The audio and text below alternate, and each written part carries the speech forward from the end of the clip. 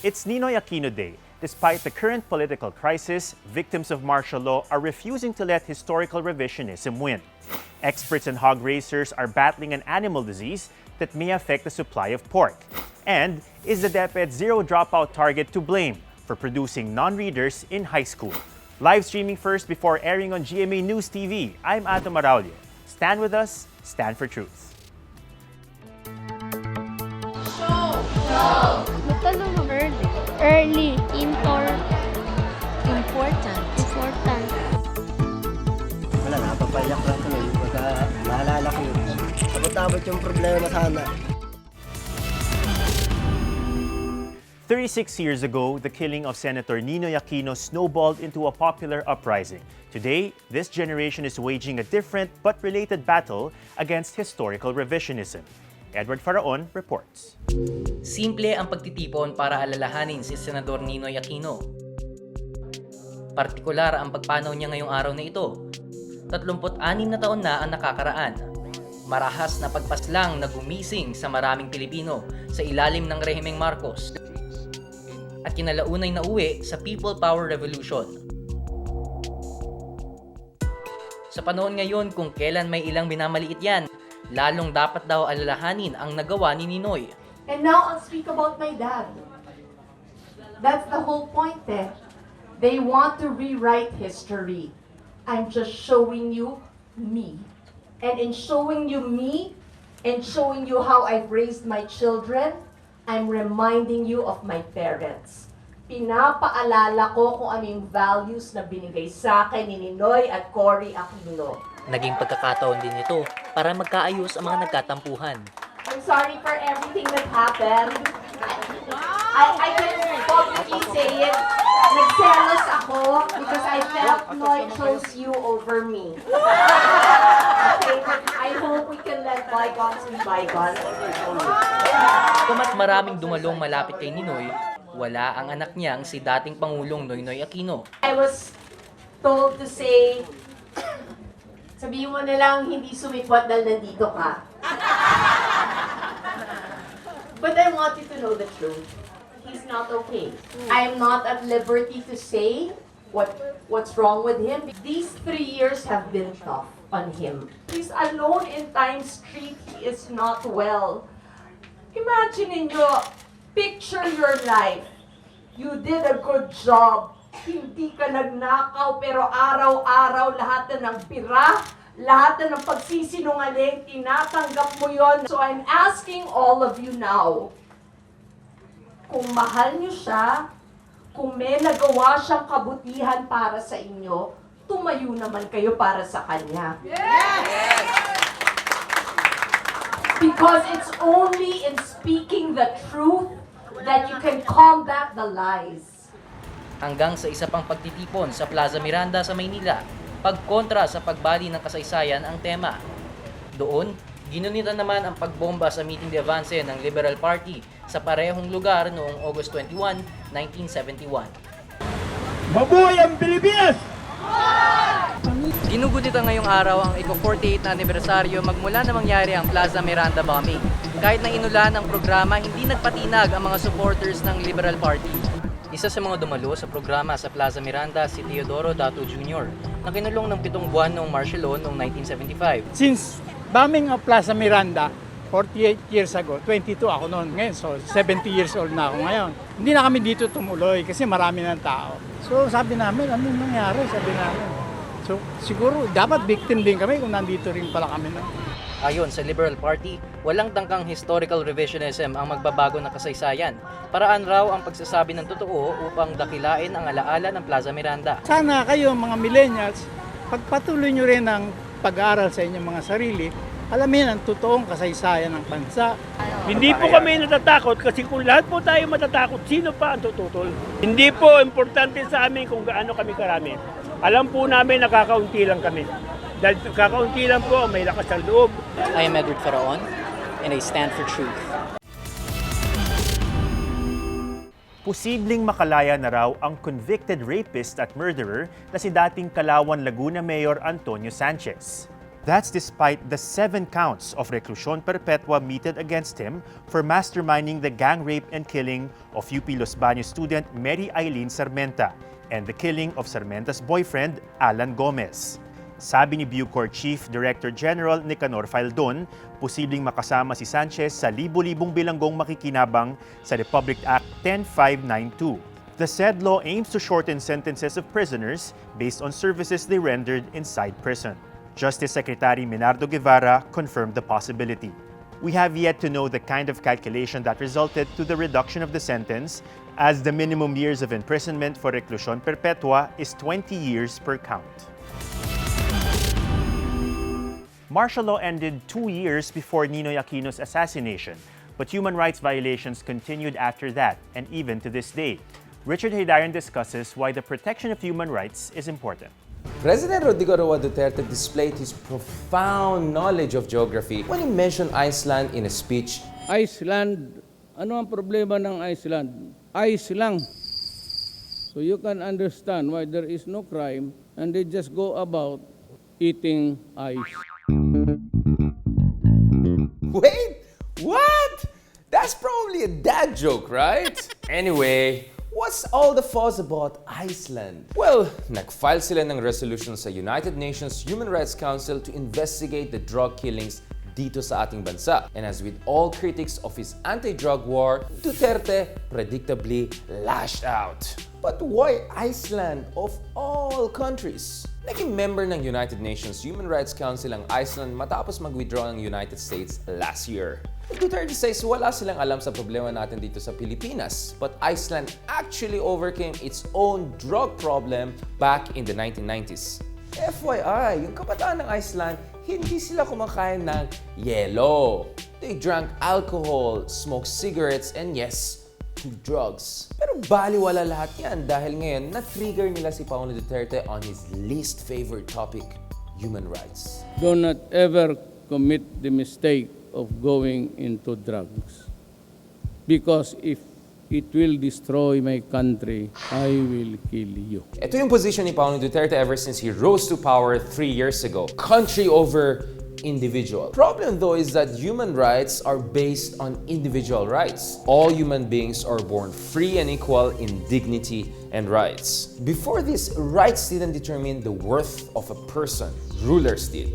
In monarchies, for example, people weren't really citizens, but more of just subjects. They didn't have rights, only privileges granted by the king or the queen. In some societies, the worth of a person was attached to their place in the pecking order. So if you're a slave, you have no rights whatsoever. In the days of slavery in the United States, slaves weren't even counted as full human beings. 3/5 human being lang daw sila. And in Nazi Germany, Jews were thoroughly stripped of their basic humanity in the so-called concentration camps. The principle of human rights was developed in order to prevent such atrocities. And guys, human rights is not a Western alien value. In fact, tayo mismo ay nag-contribute to the establishment of the United Nations Universal Declaration of Human Rights. And in fact, this is also enshrined sa ating saligang batas. No person shall be deprived of life, liberty, or property without due process of law, nor shall any person be denied the equal protection of laws. Kaya hindi pwede na baliwalain yung individual rights ng ating citizens supposedly in the interest of the country. So ang sinasabi ba natin dito is that anyone can just violate our basic laws? Well, hindi yan pasok sa human rights. Ang pasok kailangan munang patunayan may paglabag bago sila parusahan. At napatunayan man o hindi, you can just kill people. That's not allowed under our laws. If we want to live in a society that is just, orderly, and fair, we should be governed by rights rather than rulers.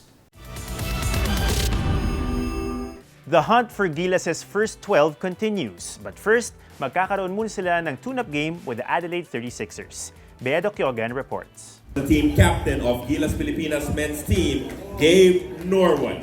June Mar Fajardo, Kiefer Ravena, Sa upcoming FIBA World Cup na gaganapin sa China ay inaasahang ipapamalas ng Gilas Pilipinas ang kanilang puso pagdating sa larangan ng basketball. Nagsama-sama ang 19 players sa send-off celebration ng Gilas Pilipinas. At sa 19 players, mamimili ng 12 players na magre-represent ng Pilipinas sa 2019 FIBA World Cup. Umaasa rin silang makakasama ang NBA player na si Jordan Clarkson sakaling mapayagan ng FIBA. It's always an opportunity for the team to grow. Ngayon pa lang nakakaramdam na ng pressure ang team captain na si Gabe Norwood. For the tournament itself, there's many challenges in terms of size and strength, and that's things that we need to turn into a positive and hopefully go out and execute our game plan as best as we can. Napabilang ang Gilas Pilipinas sa Bracket D kung saan makakalaban nila dito ang Italy, Serbia at Angola. We're doing extra work. We're working really hard and trying to catch up. We're making adjustments from our experiences in Spain. Bago mamili ng Final 12 ay haharap muna sila sa Adelaide 36ers ng Australian National Basketball League. Ano man ang maging resulta, umaasa ang mga Filipino players na makukuha nila ang buong suporta ng mga Pilipino. I am Bea Docyogen and I stand for truth. May animal disease na tumama sa ilang alagang baboy sa buong bansa. The Agriculture Department hasn't revealed what it is exactly and how widespread the problem is, but they're already investigating. Izzy Lee reports. Halos lahat ng inahin ko dyan na dumugo ang ilong. Mamamatay siyang bigla. Kinumpirma ng Department of Agriculture, tumaas ang hog mortality rate o ang pagdami ng mga baboy na namamatay sa bansa ngayong taon ng 20% mula sa average nitong 3 to 5% pig mortality rate. Isa sa mga pinagsususpetsahang rason, ang African swine fever virus. Ang African swine fever ay isang uri ng viral disease na tumatama lang sa baboy. Maaari itong matransmit from one swine to another sa pamamagitan ng direct contact, ticks and biting flies, pagkain ng food waste, at sa mga contaminated na gamit. Clinical signs include high fever, loss of appetite, hemorrhages, and death which follows 2 to 10 days. Nilinaw ng Bureau of Animal Industry na hindi dumatapo ang African swine fever sa tao. Bagamat namamatay ang African swine fever virus sa temperature na at least 160 degrees Celsius, pinapayuhan ng Bureau ang publiko na siguraduhing safe ang pinagkukunan ng karne ng baboy. Ito si Mang Robert, nag-aalaga ng baboy. Mayroon siyang 14 na baboy pero sa loob ng 2 linggo ngayong buwan, patay lahat. Yung katawan kasi ng baboy ko, nag-violate. Nag-uumpisa sa puno ng tainga, tapos buong katawan na, o nanghihina na. Tapos dumudugo ang ilong. Kung ito kulungan ng baboy na ito, 14 piraso, wala na, namatay na lahat. Sa kalagitnaan ng aming pag-uusap, biglang lumayo si Mang Robert. Naluluha. Ito lang kasi ang tanging niyang kabuhayan. Bukod pa riyan, napatayan din siya ng bagong silang na sanggol. Wala na, papayak lang tuloy. Baga, naalala ko yun. Kaya nga, abot-abot yung ko. Abot-abot yung problema sana.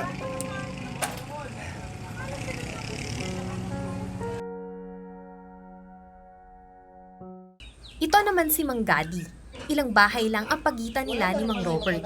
Kaya pati ang kanyang mga alagang baboy, isa-isa ring namamatay.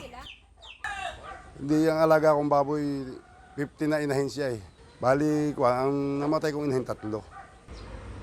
Ito yung kulungan ng isa sa mga alagang baboy ni Mang Gadi na kakamatay lang nitong Agosto. Ayon pa sa kanya, yung iba niyang alagang baboy ay nagsunuran ng mawala ng gana kumain pagkatapos. Kahit naman tanungin namin sa mga veterinaryo, wala pa rin silang cause talaga kung ano yung naging sakit ng mga alaga namin dito. Hindi pa man din kumpirmado pero natatakot daw si Mang Gadi sa African swine fever scare dahil sa pag-aalaga lang ng baboy nakasalalay ang kanilang kabuhayan. Hanggang ngayon, pinag-aaralan pa rin ng DA ang sakit na tumama sa mga piggery sa lugar ni Mang Gadi at Mang Robert. Hinihintay rin nila ang resulta ng lab test which will take 2 to 3 months bago sila makapagbigay ng kumpirmasyon. But all hogs within the 1 kilometer radius will be culled at ang mga nasa 7 to 10 kilometers naman ay naka-quarantine. Bumuo na rin ang crisis management team ng DA para maplanong maigi ang mga gagawin para hindi na lalo pang kumalat ang nakakahawang sakit na ito. Ako si Izzy Lee and I stand for truth. From textbooks to mobile phones, napakadali ng ma-access ng information ngayon. Yan ay kung marunong ka magbasa. But it's surprising that some elementary graduates still can't read. Shai Lagarde has this story.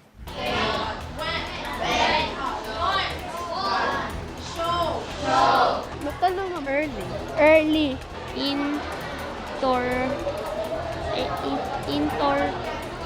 Important. Sa pagbisita ko sa ilang public high school sa Quezon City, nakita ko kung paano nahihirapan ng ilang students with the most basic task of reading. Doon tayo start sa 101. Ilan lamang sila sa mga maituturing na non-readers o struggling learners, yung mga mag-aaral na nakakapasa ng elementary at nakakatungtong ng high school nang hindi man lang marunong magbasa ng maayos. Meron silang itinalagang special section para sa mga estudyanteng nahihirapan pa ring magbasa. Ito po ang klase kung saan pinagsama-sama ang mga struggling readers. May adjust po ang kanilang pagtuturo base sa level ng mga bata. Start pa lang ng klase, oral reading po sila. Dito po natin binabase kung ano ang mga lessons na ituturo natin sa kanila. Pag ang bata po ay hindi marunong mag-identify at makapag-recognize ng alphabet, dito po tayo nagsisimula. So back to basics po talaga tayo. Back to basic, including the months of the year and days of the week. Dito pa lang sa grade 8, may 40 students ang hindi pa marunong magbasa. Ang tanong, paano sila nakapasa at na-promote sa susunod na antas kung hindi naman sila natuto ng wasto? The February 2019 policy notes of the Philippine Institute for Development Studies suggests that it might be the educational system that is working against the pupils. Dahil raw kasi sa target na zero dropout rate ng Department of Education, may incentive in the form of bonuses and awards ang mga guro at paaralan kapag walang nagda-dropout. Tinutukoy ng dropout rate ang mga mag-aaral na umaalis during the school year, pati na rin ang mga nakatapos ng buong taon pero hindi na nakakapag-enroll the following year. Wala ring dagdag na sahod sakaling may babagsak at kailangang turuan ng summer remedial classes. May tendency rin na sila ang masisi kapag hindi nakapasa ang estudyante. But many teachers like Christine, who has been doing this for 6 years, are doing the best they can to ensure that no child gets left behind. So kayo lang, ma'am, yung gumagawa ng mga visual aid? Yes po. Nagre-research po kami kasi po kami po ay secondary teachers. So, kailangan po namin mag-research sa mga pang-elementary lessons po. Ano po yung dahilan kaya kung paanong nakakalusot po sa promotions yung mga iba? Parang napipressure yung mga teacher na ipasa kahit hindi karapat-dapat. Actually, binabalidate pa namin kung gaano karami yan. Tinatawag namin tentatively na bawat bata bumabasa initiative kung saan hihikayatin ang mga paaralan na magsagawan ng mga inisyatibo na sisiguruhin na lahat ng mag-aaral ay nakakapagbasa sang-ayon sa kanilang grade level. Bibigyan po nating diin din na dapat yung ipinapasa ay yung mga deserving lang at handa na maging learners sa susunod na antas. Proper education remains a privilege na hindi lahat ng kabataang Pilipino ay nabibigyan. Hiling ng kanilang mga guro, magkaroon sana sila ng matinong pagkakataon na maiangat ang antas ng kanilang kaalaman. I'm Shai Lagarde and I stand for truth.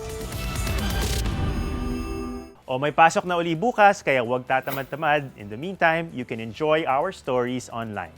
I'm Ata Maralio together with Richard Haydarian and Joy Spring. Stand with us, stand for truth.